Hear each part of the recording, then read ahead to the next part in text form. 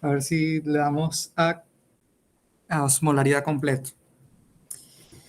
Vamos a meterle un poco de turbo.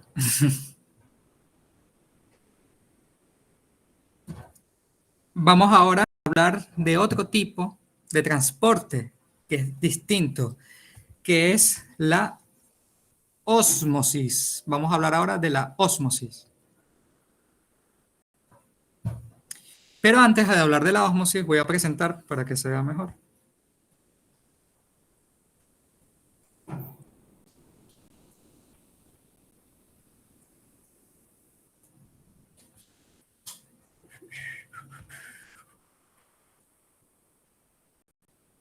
¿Se ve? Sí. Bien.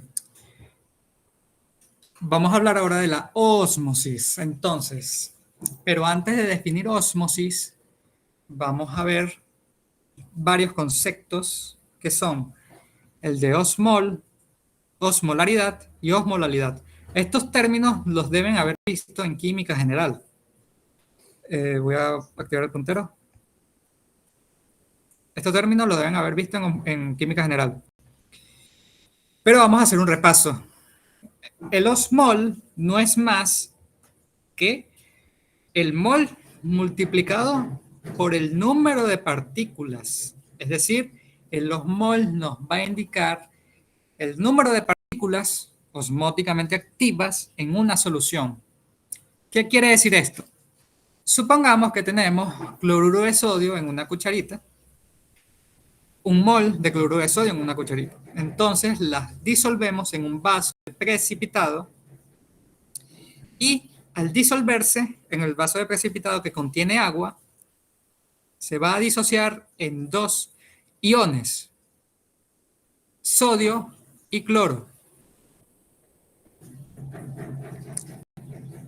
Estos iones van a representar partículas en sí mismos.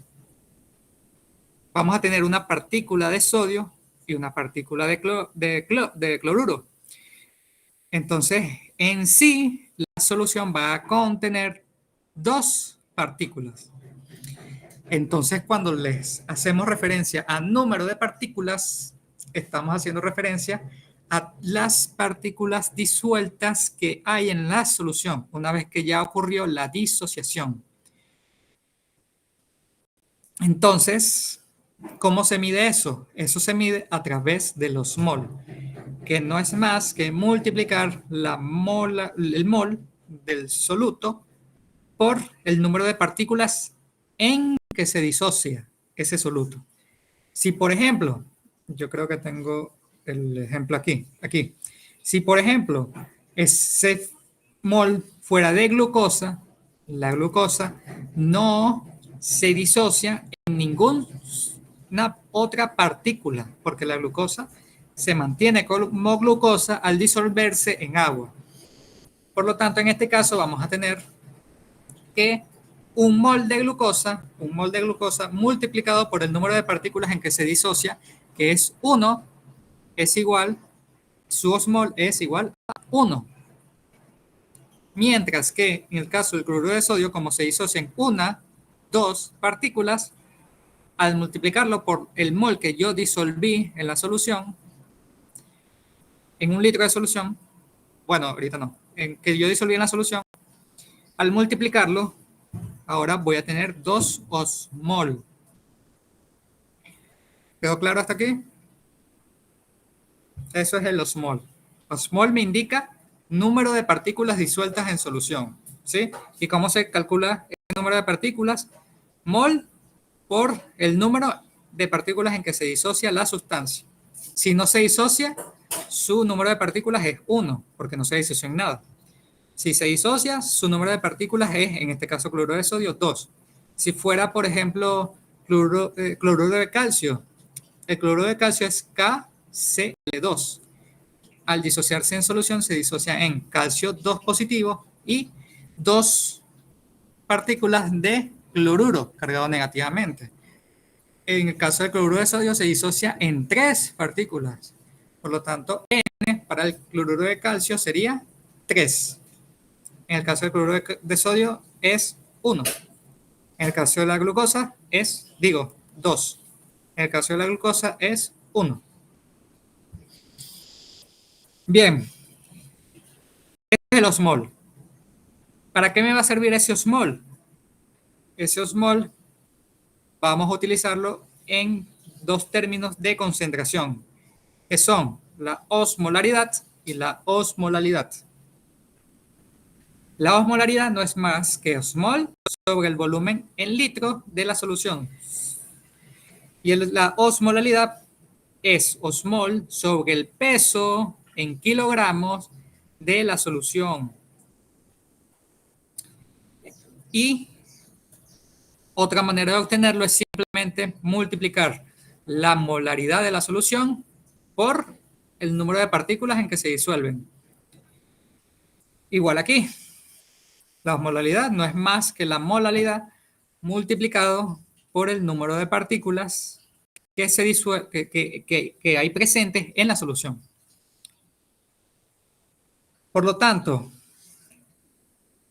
¿qué van a representar estas dos concentraciones? Van a representar el número, en el caso de los mol, o la concentración, en el caso de osmolaridad, de partículas en las que se disocia un soluto en solución. Y aquí vamos a hablar del número de partículas que hay presentes en la solución. Aquí están las unidades. En el caso de la glucosa, siguiendo el ejemplo, su osmolaridad sería de 1 osmol sobre litro. Y su osmolaridad sería 1 osmol sobre kilogramo.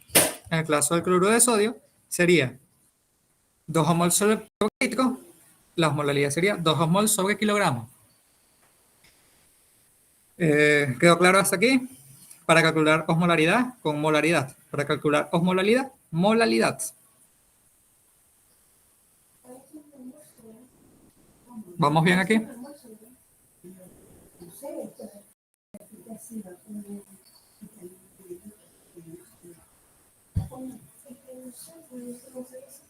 Chévere. Vamos entonces, ahora sí, vamos a entrar a lo que es la ósmosis. ¿Qué es la ósmosis? Para ello, vamos a poner un ejemplo. Tenemos, en este lado tenemos un envase, un recipiente que tiene una membrana semipermeable, es decir, que es permeable a una sustancia, mientras que a otra no lo es. Entonces vamos a tener, de este lado vamos a llamarlo compartimiento A y de este lado vamos a llamarlo compartimiento B. En el compartimiento B vamos a tener que va a contener disuelto determinada sustancia que es impermeable a la membrana. Esta sustancia no puede atravesarla. Vamos a dejar que pase determinado tiempo y se me olvidó decirles que también estos compartimentos tienen una columna y al principio tienen el mismo nivel de agua. Al pasar el tiempo, se observa que la columna del compartimiento A disminuye, mientras que la columna del compartimiento B aumenta. Pero les dije al principio que el compartimiento B tiene un soluto que es impermeable, es decir, no puede atravesar la membrana. Entonces, ¿cómo se explica que haya aumentado el volumen del compartimiento B? Eso se explica porque la otra sustancia que hay presente y que puede atravesar esa membrana semipermeable es el agua. Como aquí se redujo la columna, el agua fluyó desde el compartimiento A al compartimiento B, aumentando su volumen. Ese flujo de agua es lo que se denomina ósmosis.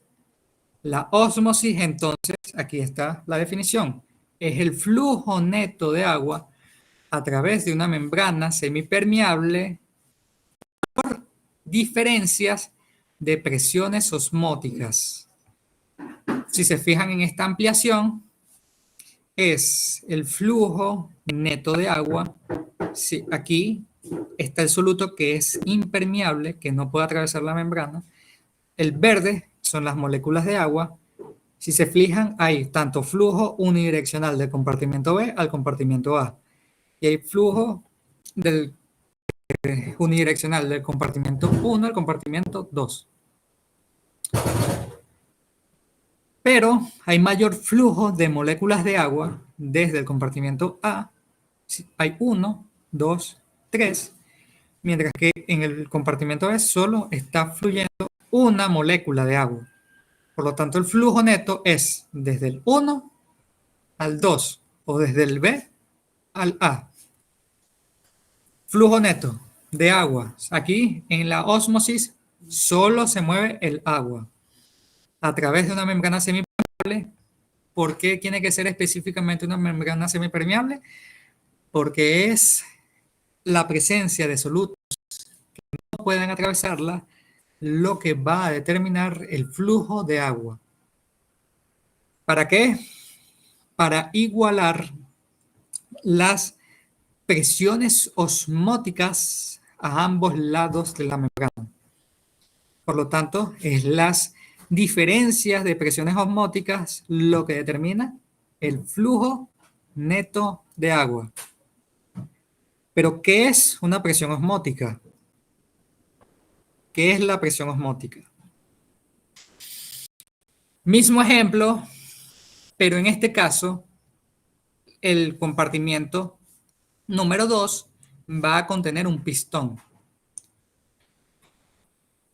O dejamos pasar el tiempo, ocurre el flujo de agua desde el compartimiento 1, en este caso 1, al 2. Sin embargo, si nosotros con ese pistón del compartimiento 2 aplicáramos una fuerza, una presión, hasta igualar, no sé si lo tengo aquí, hasta igualar los niveles, voy a dibujarlo. Si nosotros aplicáramos una fuerza tal que igualase los niveles de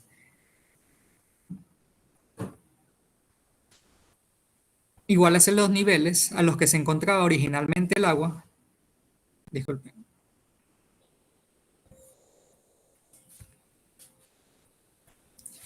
Apliqué una presión, el nivel de agua aquí, si se fijan, se redujo. Está aquí a este nivel, está aquí a este nivel. Pero con ese pistón, si yo aplico suficiente fuerza de tal manera de que el nivel del líquido en el compartimento 1 retorne a su nivel original, es decir, llegue hasta aquí, aplico la suficiente fuerza para que llegue hasta aquí, en ese punto donde se igualan, se vuelven a igualar los niveles en ambos compartimentos y esa presión aplicada que yo ejercí para igualarla se va a llamar presión osmótica.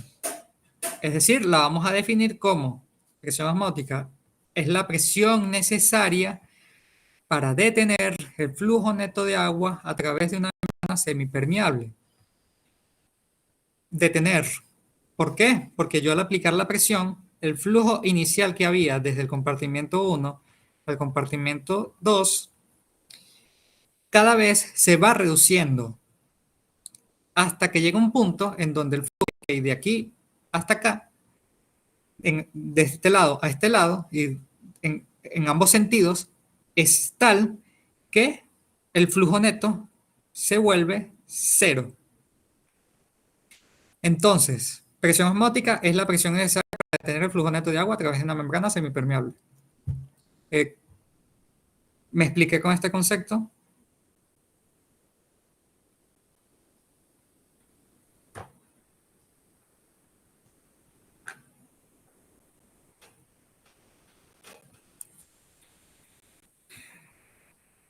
Entonces, cuando piensen en expresiones osmóticas, recuerden imaginar que es la fuerza o la presión que yo necesito aplicar en el compartimiento donde se está moviendo el agua, hacia donde se está moviendo el agua, para detenerlo. Eso es presión osmótica, la presión necesaria para detener ese flujo neto de agua a ese compartimento. Eso es presión osmótica. Bueno, vamos a continuar. Tengo una pregunta que Dime. algo no me quedó claro muy bien. Entonces, por ejemplo, en una célula, Ok. eh, ese pistón que tú nombrabas sería que los solutos que no son permeables, o sea, esa presión que lo determinaría. Ok. Em, esa presión la van a detener esos solutos, pero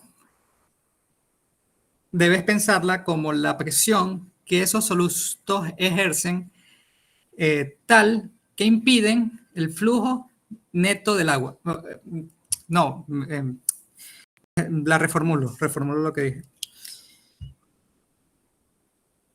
Es la presión que necesitas alcanzar para que el flujo de agua se detenga. Por ejemplo, si nosotros tenemos,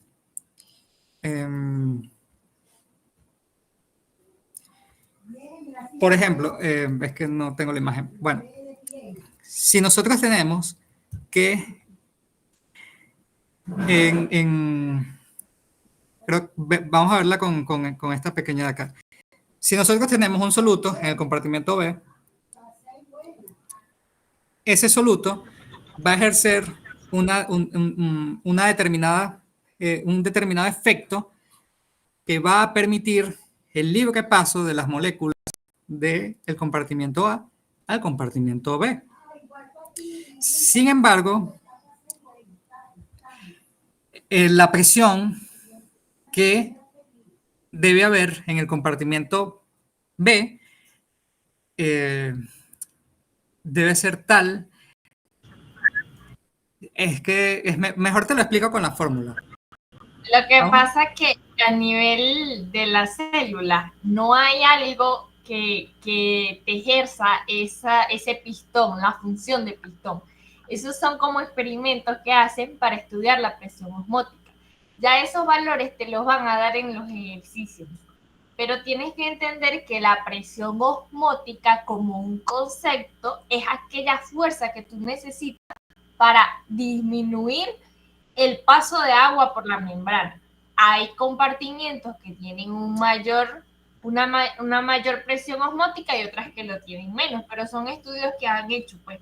No es que, no, el núcleo es el que hace la presión osmótica o la sustancia como tal, no. O sea, son como hipotéticos los pistones, pero me dan ese resultado que es la presión osmótica. No sé si me explico. Tal como dice Daniela, es una presión que hay, que debes imaginártela, que es necesaria aplicar para detener el flujo, pero que nos va a permitir esta presión osmótica, nos va a permitir comparar dos soluciones. Una solución, esta es una propiedad coligativa, una solución va a tener un determinado número de presión osmótica determinado por su osmolaridad o el número de solutos osmóticamente activos disueltos. Si yo tengo dos soluciones que tienen distintos osmolaridades y por lo tanto van a tener distintas presiones osmóticas, ahí en el que tienen mayor presión osmótica, debes imaginártelo como que se necesita aplicar mucha más fuerza para detener el agua, para que el agua fluya hacia ese compartimiento. Mientras el que tenga menor presión osmótica, el agua hacia ese compartimiento fluye de una manera sin que se detenga.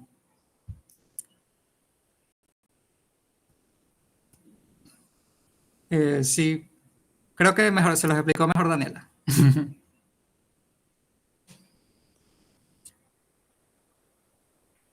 Vamos a aclarar este concepto con la fórmula. Vamos a aclarar este concepto con la fórmula. Fíjense. Exacto, eso se calcula con la fórmula, porque no es que me lo va a indicar, son varios factores, pues, varios factores que me dan la presión osmótica, no es una sola cosa. Pues. Fíjense, Vamos a cómo se determina la magnitud de la presión osmótica. Como les dije, la presión osmótica es una propiedad coligativa de las soluciones. Es decir, va a depender de el número de partículas que estén disueltas en la solución. Vamos a tener que van a haber soluciones que van a tener mayor cantidad de partículas que otros.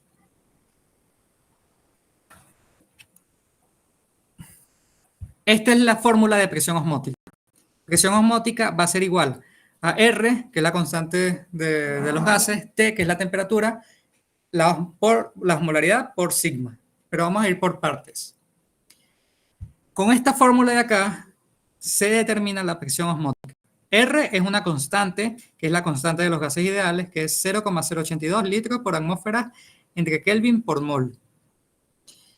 T es la temperatura expresada en kelvins. Y la osmolaridad es, como les expliqué, es la concentración. Es el número de osmoles divididos entre litros de solución, que me indica la cantidad de partículas disueltas en una solución. Ustedes utilizan esta forma. Sin considerar este sigma, hasta aquí, hasta osmolaridad, se denomina presión osmótica teórica o presión osmótica teórica, sí, o no efectiva.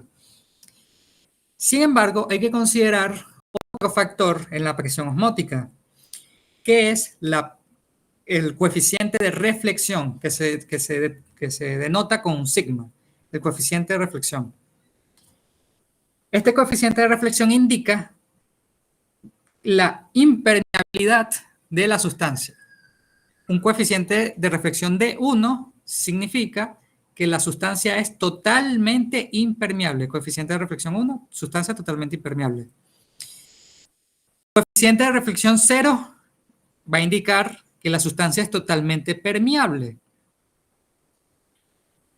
Coeficiente de reflexión entre 0 y 1 significa que la sustancia es parcialmente permeable. Fíjense en la imagen. Unas moléculas atraviesan, mientras que otras no son capaces de atravesarla. El coeficiente de reflexión indica, entonces, la impermeabilidad de la sustancia. 1, totalmente impermeable. 0, totalmente permeable. Entre 0 y 1, parcialmente impermeable. Entonces, si se fijan en un detalle, cuando el coeficiente de reflexión es de 0, la presión osmótica es de 0. ¿Pero eso por qué? ¿Alguien lo puede decir?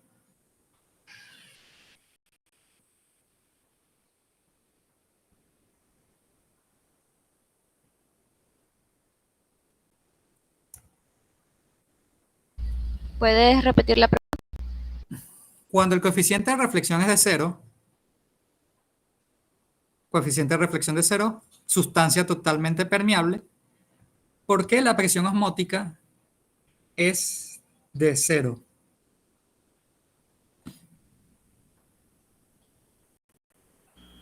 Muchachos, lo que le quiere decir Andrés, ¿verdad?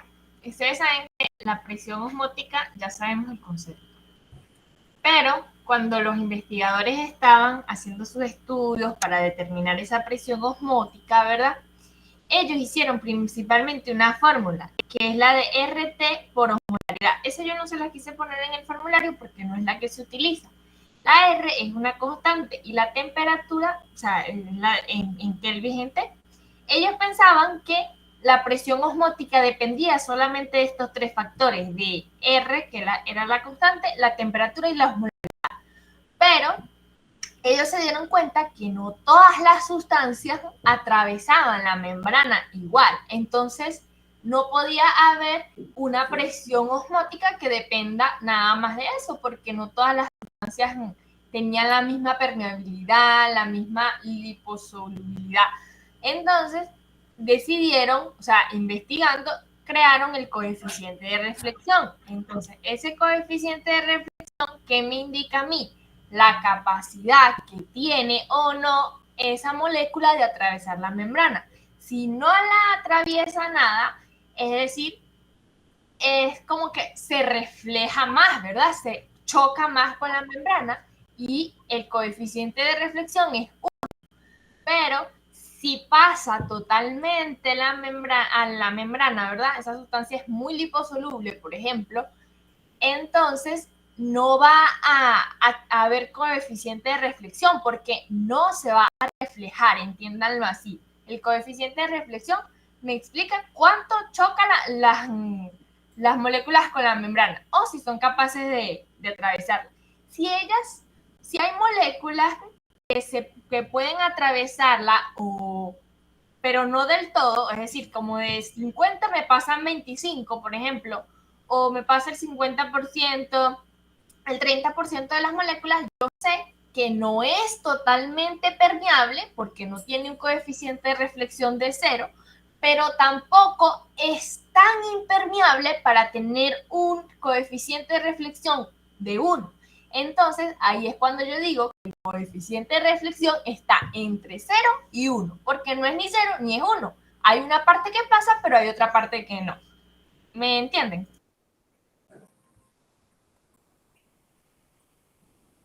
Mostrarles una animación que hice hace tiempo, lleva, para que lo vean mejor. Que creo que me faltó explicarles esta parte, para que lo vieran el concepto.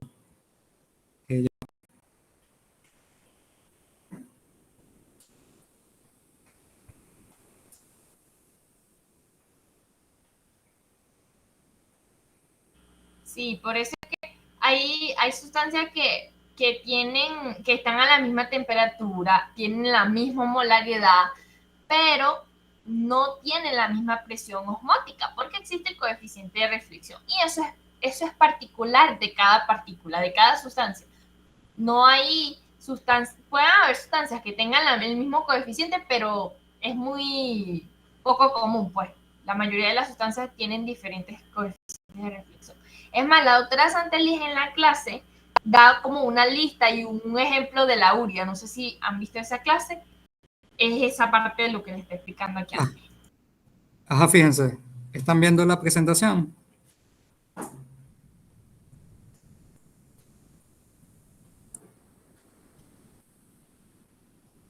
¿Logran Sí, ver sí la se ve. presentación? Ok. Fíjense, esto es para explicar el concepto de presión osmótica. Primero tenemos un compartimento A y un compartimento E que solo tienen agua. Entonces, el agua va a fluir por, por, por manera aleatoria, va a ir fluyendo. Y si se fijan, va a llegar determinado momento en donde el flujo es tal que se observan el mismo número de moléculas de un lado y el mismo número de moléculas de otro. Es decir, el flujo neto en este caso es de 0. Esto es solo agua, aquí no hay ningún soluto disuelto. Esto es pura agua. Por lo tanto, no hablamos de ósmosis. Cuando no hay flujo neto de agua, no hablamos de ósmosis. En este caso, es que las tengo con un sonido. Ya les vuelvo a presentar. Esperen un momento.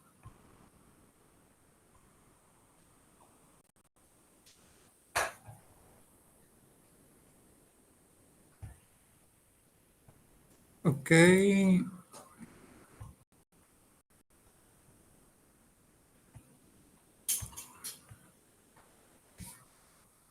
Ya deberían estarla viendo.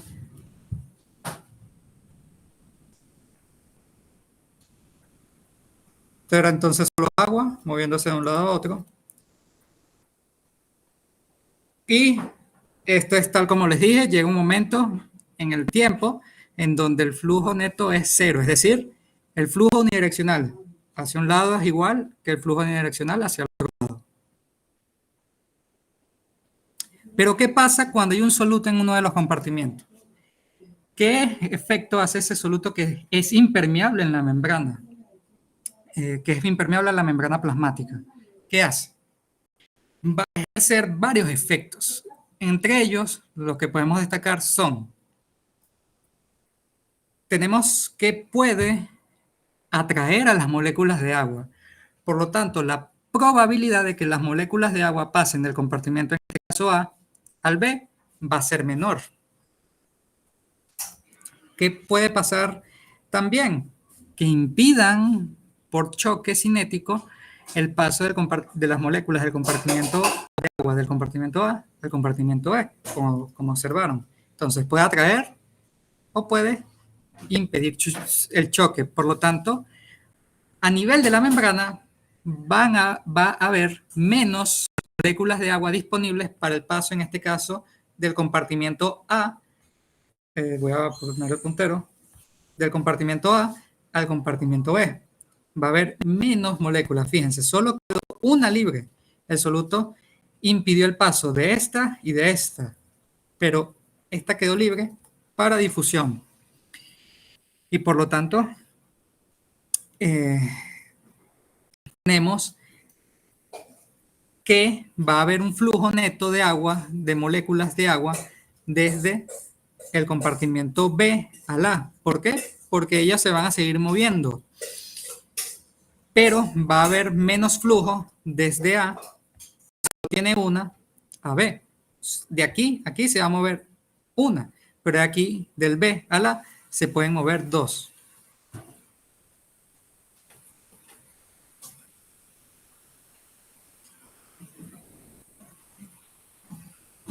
La fuerza que yo necesito aplicar en el compartimento A para impedir ese movimiento, para impedir este movimiento de moléculas de agua desde B a A, porque en A hay un soluto impermeable, es lo que se llama presión osmótica. Es la presión que necesito aplicar en el compartimento A para evitar este flujo de moléculas. Ese número lo da la fórmula que les mostré anteriormente, pero ya vamos a desarrollarla. Y mientras más grande sea esa presión osmótica, más fuerza necesito aplicar en el compartimento A para detener el flujo de las moléculas de agua desde un compartimiento que tenga solo agua. ¿Hasta aquí?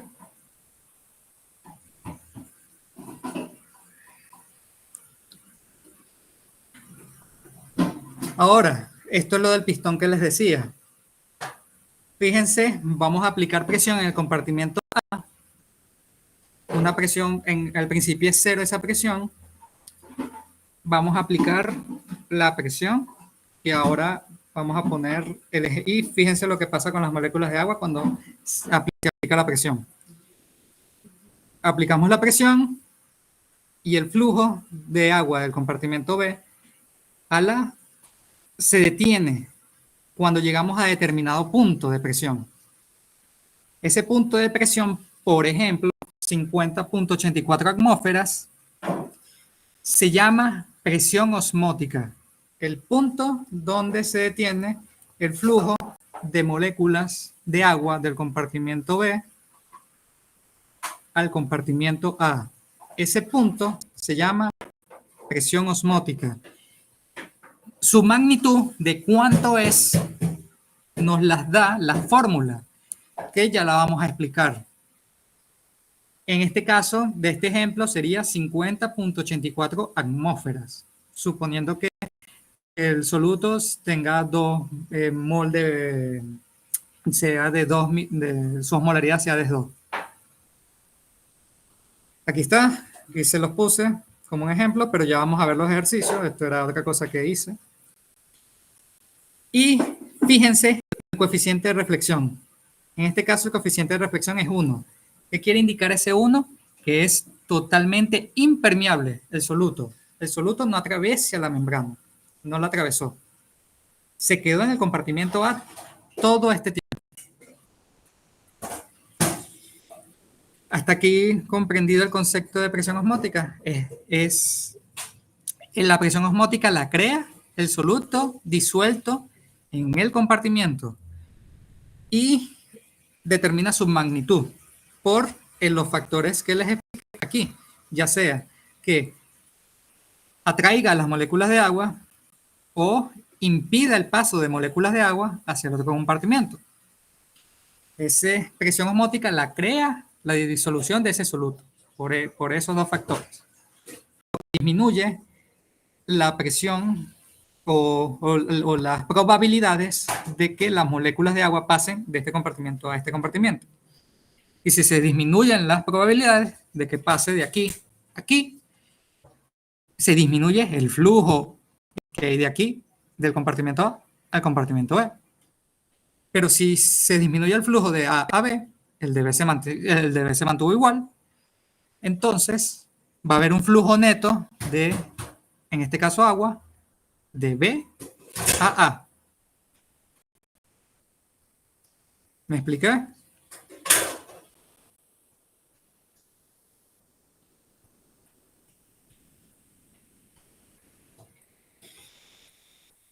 Y eso es presión osmótica. Presión osmótica es un número que me indica la fuerza que yo necesito aplicar para detener el flujo de las moléculas de agua, de un compartimiento al otro. Y eso es presión osmótica. ¿Ya pueden imaginarlo un poco mejor?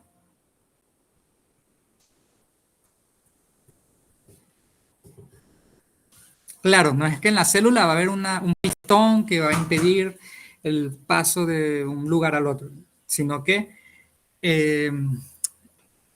ya les voy a poner el ejemplo, sino que los solutos son los que crean las presiones osmóticas. Y entonces, ¿qué va a pasar en el caso donde hay solutos tanto de un lado como de otro? Ese es el caso de los sistemas biológicos. Vamos a verlo. Ahora tenemos tanto solutos en el compartimento A como solutos en el compartimento B.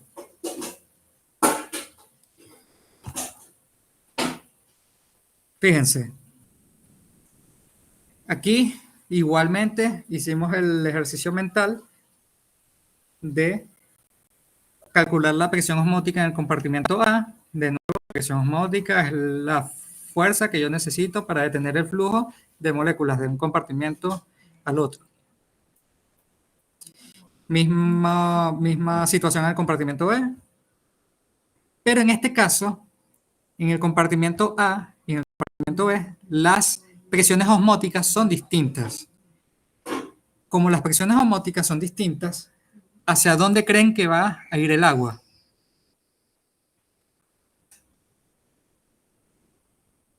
El agua va a ir desde el compartimiento que tiene menor presión osmótica hacia el compartimiento que tiene mayor presión osmótica. ¿Por qué? Porque la presión osmótica es una medida de la fuerza del soluto para impedir el paso de... es una medida de la fuerza del soluto para el paso de moléculas hacia la solución donde él esté. Es decir, si este compartimento A tiene una presión osmótica de 50 y este compartimento tiene una presión osmótica de 25, el compartimento A tiene una mayor probabilidad de flujo de moléculas de agua hacia él que el compartimento B. Por lo tanto, conclusión, por lo tanto, el agua siempre va a fluir de la solución de menor presión osmótica a la de mayor presión osmótica. ¿Por qué? Porque en el caso del compartimento A, su presión osmótica es de 50, yo necesito aplicar mucha fuerza para detener el flujo al compartimento A. En cambio, en el compartimento B, como aplicar poca fuerza, yo detengo el flujo de moléculas de agua hacia el B. Como yo necesito aplicar mucha más fuerza en el A para detenerlo que en el B, el agua va a ir hacia el A. porque le es más fácil ir hacia el compartimiento A. Entonces, la presión osmótica, otra manera de verlo, es una medida de qué tan fácil es al agua fluir hacia determinado compartimiento. El que tenga mayor presión osmótica, hacia allí fluye más fácil el agua. Quedó mejor.